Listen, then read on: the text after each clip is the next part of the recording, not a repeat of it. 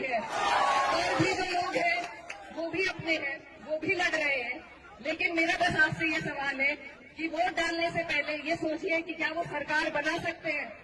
अगर वो सरकार के नजदीक पहुंचते हैं तो आप बेशक वोट उन्हें दे दीजिए, लेकिन वो नहीं पहुंचेंगे। उन्हें अगर वोट दिए जाएंगे, बटेंगे अगर हमारे वोट, तो सरकार फिर से भाजपा की बनेगी।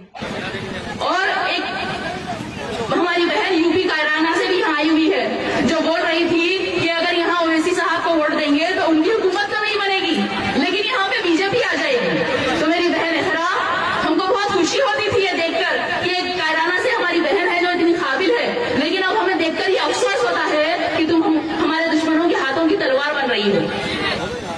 जिस तेजस्वी को तुम जिताने यहाँ आई हो, उस तेजस्वी से जब पूछा गया कि जो आई लव मोहम्मद के पोस्टर ले जाने पर कुछ नौजवानों पर एफआईआर हुआ, उस पर आपका क्या कहना है? तो वो तेजस्वी ने कहा कि मुझे कुछ नहीं पता, मेरा जहन जो है वो अभी बिहार चुनाव पर है।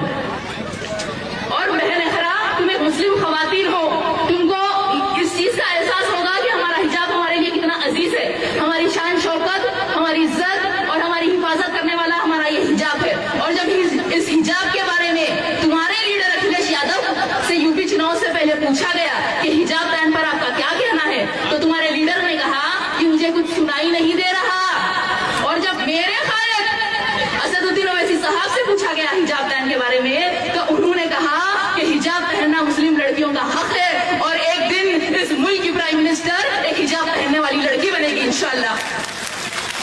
तो बहन एहरा, तुम्हारे सदर और मेरे सदर में इतना फर्क है। और जो तुम ये बात बोल रही हो कि यहाँ पे हम हुकूमत तो नहीं बना सकते, तो तेलंगाना में भी वैसे हमारी कोई हुकूमत नहीं है, वहां भी हमारी हुकूमत नहीं है।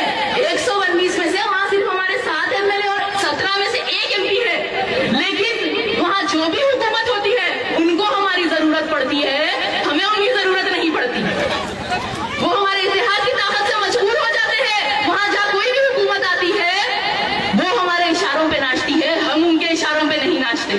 तो हम यहाँ सीमांचल बिहार में भी हुकूमत बनाने नहीं आए हैं, हम सिर्फ इतना चाहते हैं कि सीमांचल के लोग किंग मेकर बने।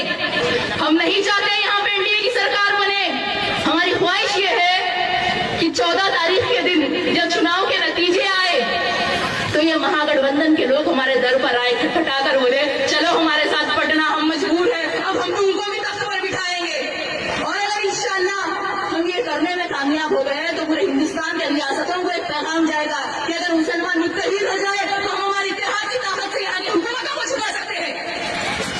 और सिर्फ रियासतों के चुनाव में नहीं, लोकसभा इलेक्शन में भी हम किंग मेकर बन सकते हैं इंशाल्लाह एक दिन। इस बात को ध्यान में रखिए कि आज नीतीश कुमार के 12 एमपी और चंद्रा बाबू के 14 एमपी